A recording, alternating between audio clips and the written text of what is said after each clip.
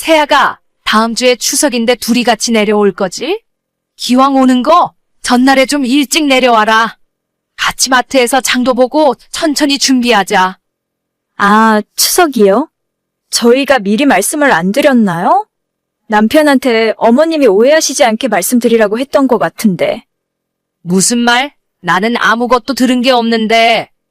아, 다름이 아니고 저희가 결혼할 때 해외로 신혼여행을 못 갔었잖아요? 그래서 이번 추석 때 신혼여행 다시 가려고요. 진작부터 결정해서 이미 항공권이랑 호텔이랑 예약 다 해놨는데 성문 씨가 어머님께 미리 말씀을 안 드렸었나 봐요. 어쩌죠?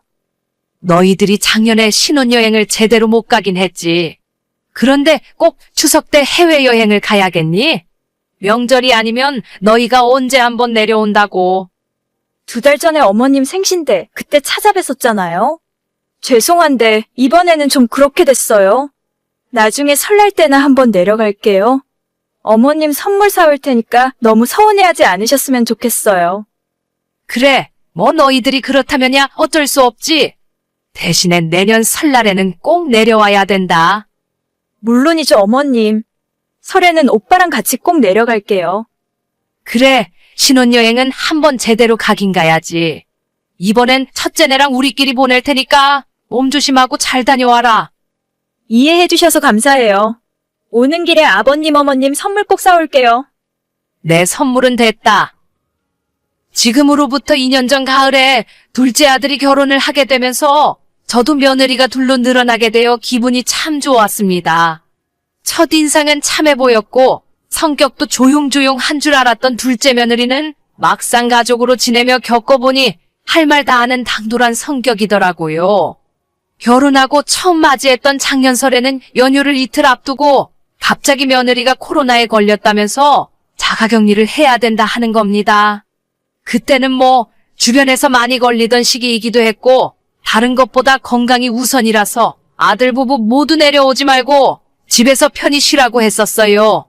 물론 진짜 걸렸는지 아닌지 확인할 방법은 없지만 1년 내내 잘 먹고 잘 놀다가 꼭 설 연휴 이틀 앞두고 그러는 건지 좀 이상하다 싶은 생각은 있었죠.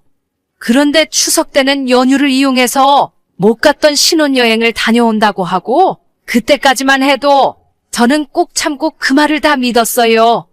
진짜로 한참 여행도 가기 힘들 때 결혼해서 신혼여행도 겨우겨우 제주도 다녀온 게 다였거든요. 그래서 이번 설날이 아들 내외가 결혼하고 내려오는 첫 명절이라 생각했고 저도 이번에야말로 아들과 며느리와 명절다운 명절을 보내야겠다 기대하고 있었습니다. 세아가, 성훈이가 이상하게 오늘 연락이 안 되네? 이번 설에는 언제 내려올 생각이니? 웬만하면 전날에 일찍 내려오면 좋겠는데 작년에는 설날이고 추석이고 첫째네만 내려오는 바람에 고생 많이 했다.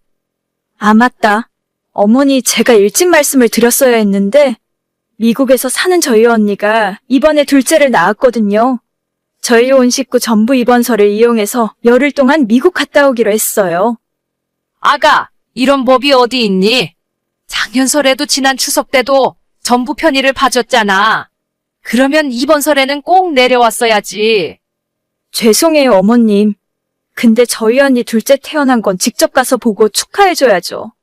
제가 놀려고 거기까지 가는 건 아니잖아요? 그래도 거긴 다음에 가고 이번 설에는 내려오는 게 어때? 네 시아버지도 둘째 아들 내외 얼굴 본 지 너무 오래됐다면서 많이 보고 싶어 하더라. 너희 결혼식하고 얼마 안 지나서 한번 내려오고 그 뒤로 1년 넘게 안 왔잖니. 아무리 그렇게 말씀하셔도 이번엔 힘들 것 같아요, 어머니. 명절에 시댁에서 제사 음식 만들고 차례 지내는 일이 요즘 세대에서는 필수로 해야 하는 건 아니잖아요? 자꾸 그걸 강요하시는 건 좀 이상한 일이라고 생각해요. 아니, 내가 너한테 일 시키려고 부르는 것도 아니잖아.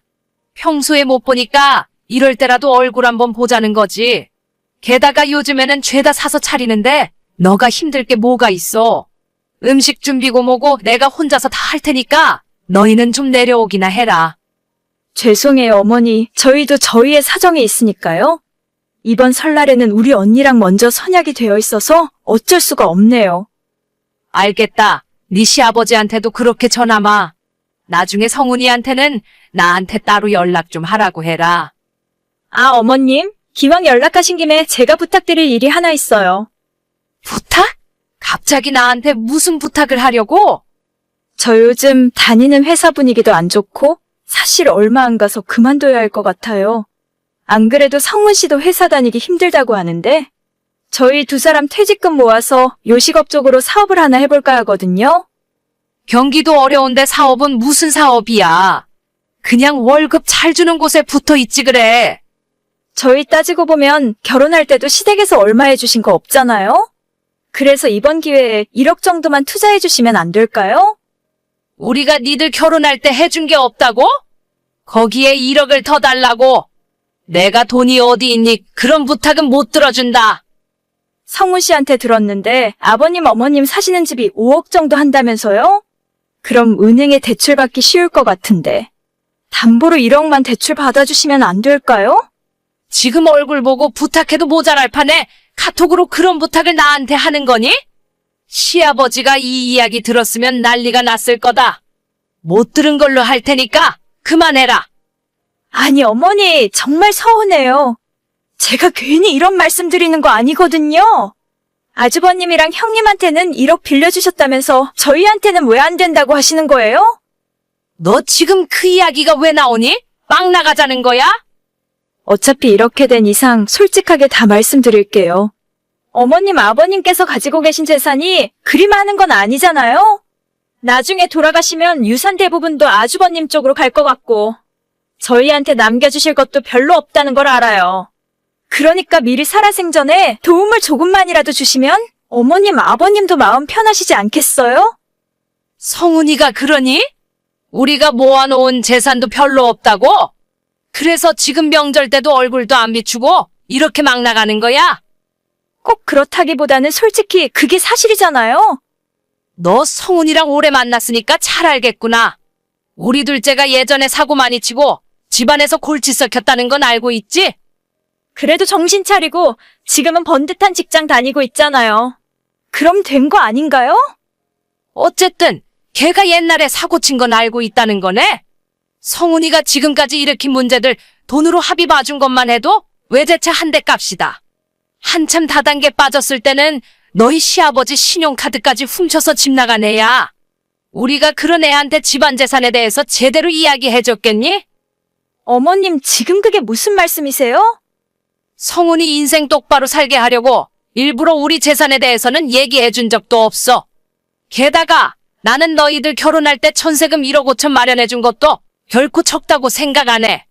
그 정도 해줬으면 나머지는 너희들이 열심히 살면서 재산 늘려갈 생각을 했어야지. 뭐가 어쩌고 어째?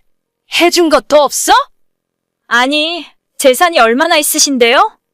내가 왜 그걸 너한테 시시콜콜 이야기해줘야 하니? 너는 우리가 돈도 없는데 첫째랑 너희들 결혼할 때 어떻게 돈을 만들어서 해줬다고 생각해? 1억? 그거 너희들이 진짜 열심히 하고 노력하는 것 같으면 빌려줄 수도 있어. 그런데 내가 봤을 때는 싹수부터 글러먹었다. 일부러 지금 저 골탕 먹이려고 거짓말 하시는 거죠? 아버님 다니는 직장도 대기업 같은 게 아니잖아요? 지금 사시는 집도 그냥 평범한 아파트인데 괜히 저한테 거짓말 하시는 거 다 알아요. 우리가 집이건 차건 한번 쓰기 시작하면 웬만해서 바꾸는 일이 없다. 너는 잘 모르겠지만 우리도 물려받은 재산으로 부동산 투자해서 많이 벌었어. 너희 시아버지는 집에서 마냥 놀기가 좀 그러니까 집 근처 가까운 곳에서 편하게 일하시는 거다. 어머니 죄송해요. 미국 언니네 집은 다음에 휴가 받아서 가기로 했어요. 이번 설 전날에 아침 일찍 내려갈게요. 됐다. 앞으로 너는 우리 집안에 발끝이라도 들일 생각 하지 말 거라. 죄송해요. 제가 진짜 오해했어요. 성훈 씨랑 제가 어머님 아버님에게 잘할게요. 저희가 철이 너무 없었어요. 말 나온 김에 성훈이도 마찬가지다.